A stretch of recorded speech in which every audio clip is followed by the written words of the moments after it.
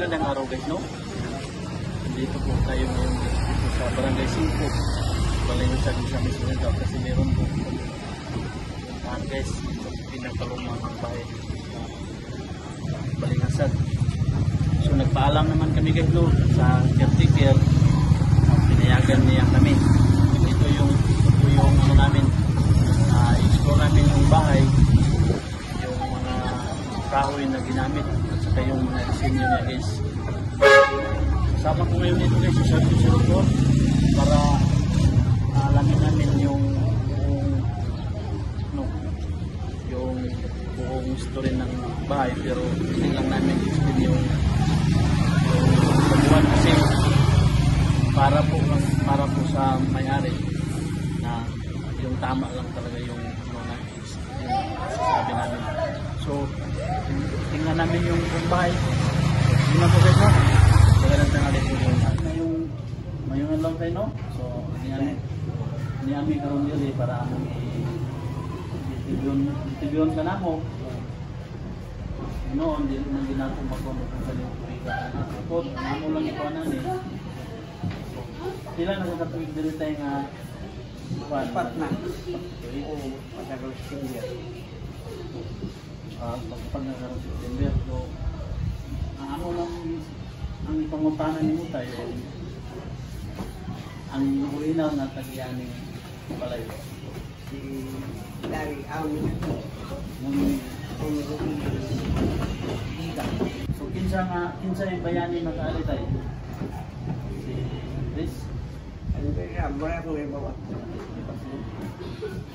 mga ubay na wala na kung kapag ilara ng istorya pero sa estimate mo tayo estimate pila na din sa tulig yung balay 300 years. So natayo siya bro 18th century. O 18. Estimate lang di man ginatong makuan kayo. Oo. So 18th century tayo. Pang mga kahoy nga gigamit ani tayo sa mga kahoy ang mga balan gigamit ang mga balay. Tugas siya, tugas. Puro ano.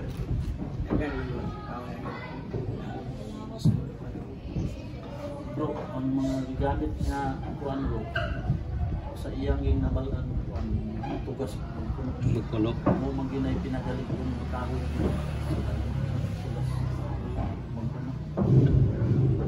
so guys nami ipakita ninyo nga kuan guys mo ni siya ang gikan gid na sa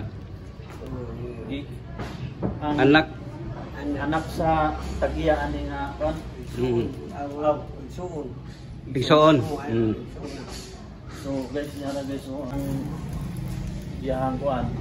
So tapos guys ni ay kuan guys so bilansang. Pakita na mo bilansang. Pakita. Hindi matanggal. Tanggal. Ay, di man ko. Tipan agi kuan. Adto na las camera bro. So guys, dira guys so ang lansang ilang gigamit. Ani. So amo rin yung giwalaman dito guys sa kuan. Anak sa igsoon sa anak sa tagiya. Tagiya. Amo lang ni siyang giwalaman guys. Amo ra po din iuli kay amo ipakita sa inyo nga kini nga lansang mo ni ang gipanggamit ani. Pero sa luyo bro nay mga so naabo mo ganay irrigation ang nakasulat. The first grand reunion of the Melquiades Eusebio Biga clan. Ang year bro kana. So May 21 and 22, 1994. Cagayan de Oro City. Cagayan de Oro City and Balingasag sa Miss Oriental. So sa unsa ni nga kuan bro ang kaning kuan niya kanang i-publish sa grand reunion man the first first reunion nila? Itong 1994. 1994 diri held kani nga balay. So tayo maoro po tayo no. Salamat ya tayo. Sa imong pagpain.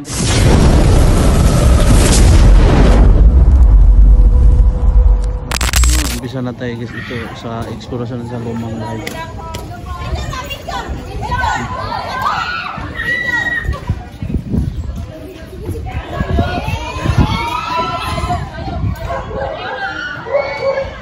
po yung entrance nila guys, no? Titingnan natin yung mga design guys, no? Ito, lumang gagamitan to guys, eh. Ito yung pundasyon niya guys, yung mga malalaking tubo. Nung lapit mo dito bro? Malamig bro eh. Lapit ang lamig? Hmm. So dito mga idol, nakitaan mo naman kung ano, kalaki ng bahay mo yan. Ito yun guys, yung haligi niya. Ito yung pundasyon niya sa parking bahay natin. Ito yung haligi niya bro. Bro, sabi ni tatay bro, eh, tugas daw to at saka yung iba naman ng mga gamitan ay magkuno. Pagpuno, at saka tugas. Oo.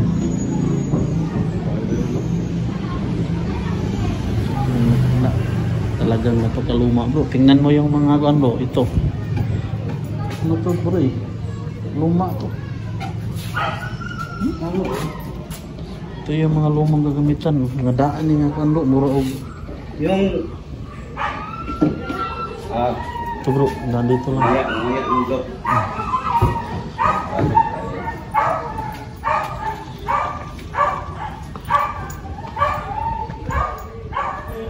Mga idol na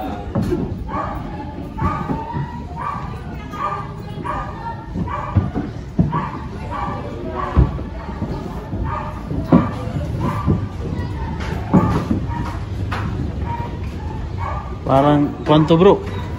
Ito yung dining room siguro nila dito no? Dining room. ginawa yung ano po, karinderya.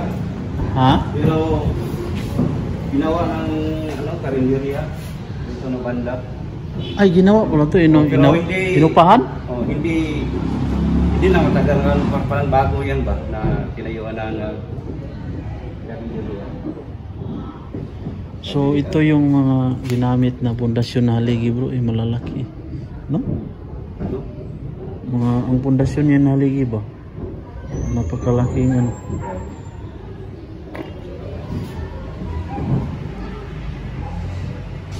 Hindi yung ito na parang maraming umapag sa taas. Kasi may mga may estudyante doon bro eh. Project nila. Oh, may nag-ano daw sila bro, nag-film viewing. Ano ba 'yun? Nag-film viewing ba? So ito ano?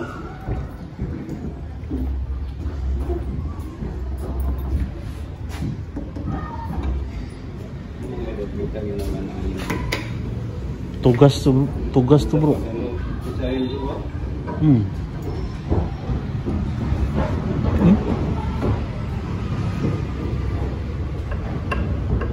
Mga lumang gagamitan talaga to bro.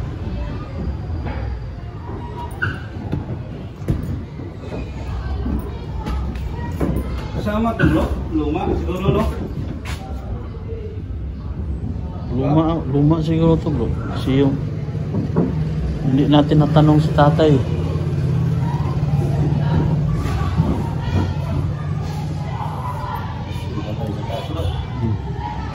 So guys, punta tayo sa taas. Titingnan natin yung mga yung kwarto doon sa ibabaw. Wala na palang ilaw dito.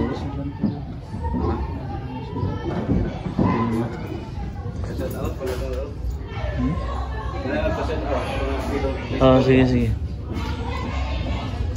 So ito yan guys no. Yung hagdanan nila.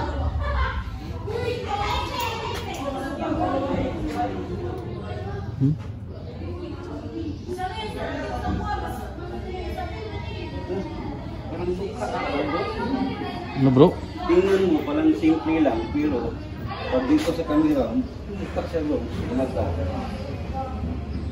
Design, no? Grabe yung design talaga bro.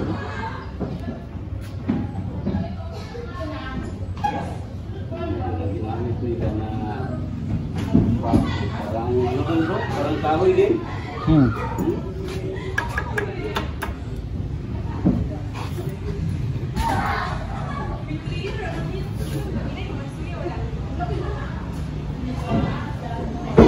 Sobrang laki bro.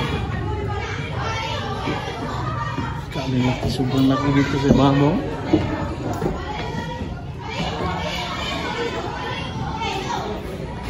Guys, medyo maingay dito sa loob kasi mayroon pong mga estudyante na may proyekto sila na ginagawa. Parang nag-film viewing ata sila guys.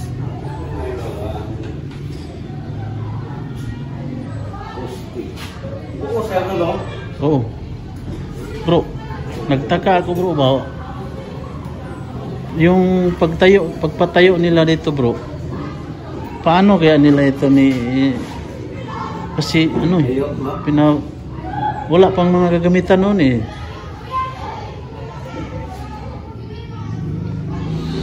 Parang ito bro, ng pala sa taas bro. Yung parang bago na siguro kayo. Oh? No? Tugas siguro to. Tapos ano, simento.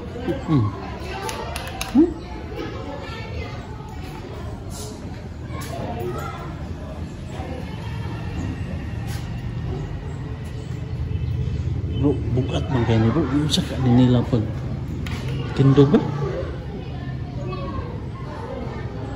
Dati wala pa siguro mga sasakyan. So guys, Imagine. curious lang kami kasi paano to sa Bisaya pag iunsan nila pagpatindog, ano? Wala pa manggoy mga kagamitan sa una, wa pay crane, di ba?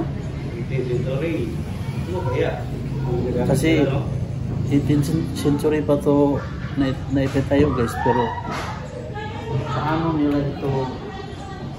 Kasi ang tigas eh. Huh? Imagine mo bro, isa ka long ano kalaki. Oh, Oh, ito yung kwarto nila pero ang laki. dito.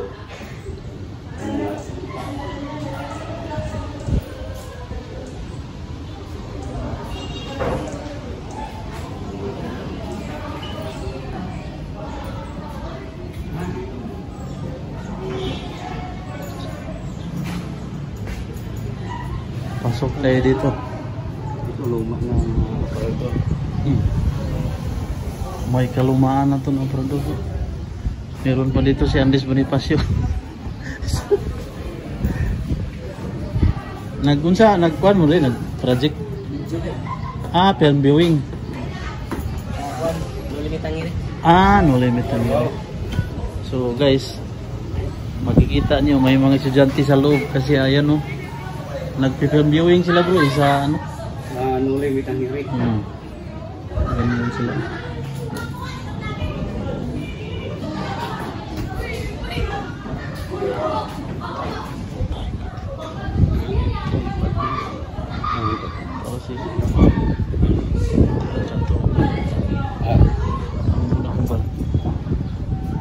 Naamos tatay dito. So guys, andun si tatay guys, yung caretaker. Grabe talaga yung mga kondo. Bro, imagine mo yun bro, yung mga tugas yan eh. Imagine mo bro, galing Paano nila, iusan nila pagkatindog niya? Murag pinuda ko, gamitan doon nag-PC ba?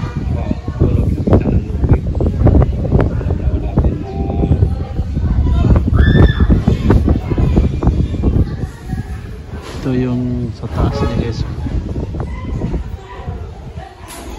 ito bro, kasama na to. Wala na siguro. Yung hindi na pinutol ba? Wala na siguro no? Wala. Ang tugas mong dugay gigina mga kondo. Lingkon kay na. Tugas ka ni bro? Tugas na bro. I'm wrong. O unsa ni siya nga kahoy sa tugas ba o magkuno? Di, ang magkuno bro, ito magkuno. Ito mo kahoy ang magkuno. Tugas na kay. Sige.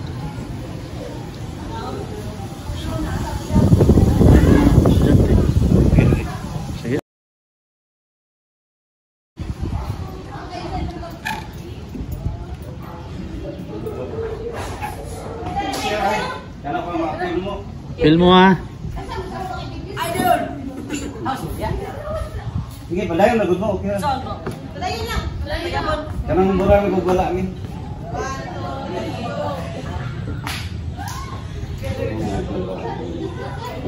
May picture pa ni ano bro.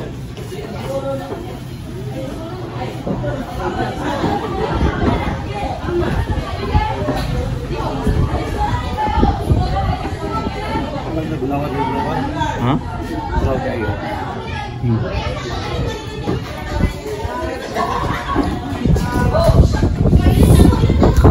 Ito mga idol, kasi marami sila.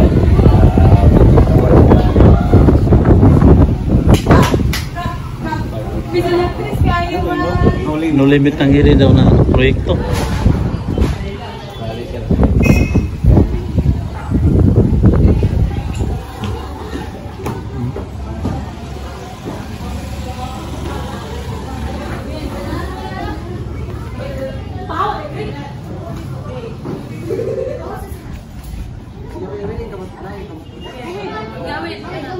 So guys, maraming estudyante dito guys kasi ano, meron po silang proyekto kaya Ito tapi kasi lagi bro, pwede dito tadi. nag-ano sila kasi guys, may proyekto sila kaya nag-film viewing sila sa kanilang no limit ang iri na ano.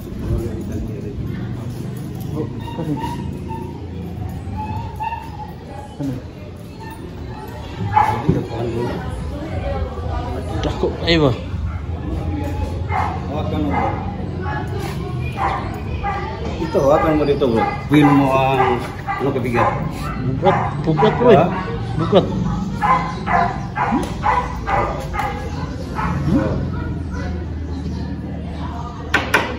Grabe ba Ito yung idol lang ginamit na ano. Ano, sagra. Pero ang kahoy, ramdam mo mga idol na ito na siguro ang tinatawag na magpuno bro. Kasi medyo maitim yung magpuno. Sa totoong idol, kung makahawak kayo dito, kayo sa personal, parang bakal eh. No? Bigas. Magpuno to bro eh. Basta ganito magpuno. Jawa. Gilap ka na. Yan, dan suot mo, idol ah.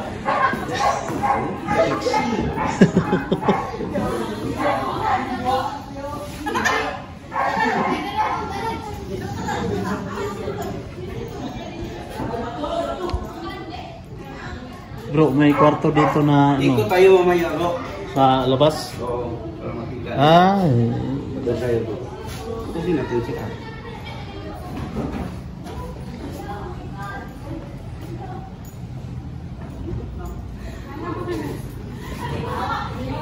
Para po.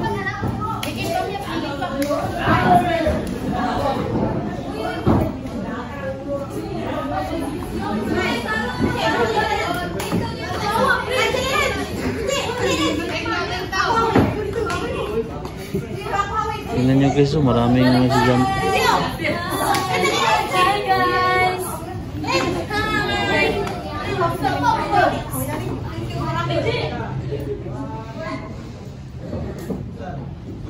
May libro pa dito guys. Tingnan natin. Ano kaya itong libro na to?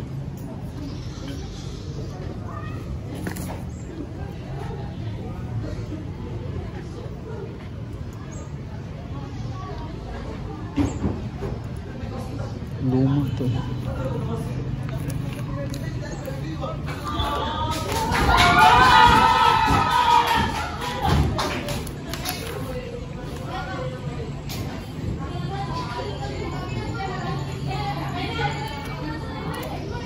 Luma to eh.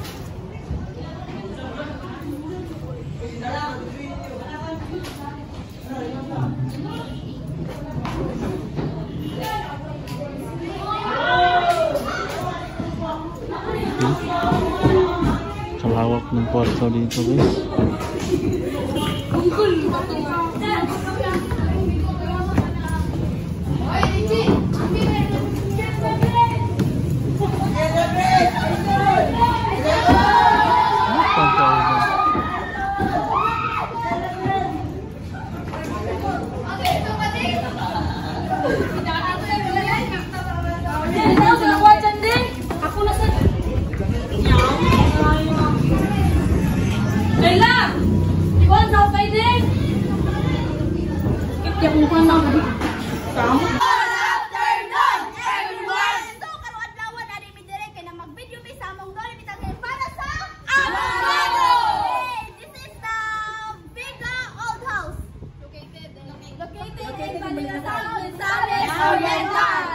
hanggang dito na lang po yung exploration namin guys, no?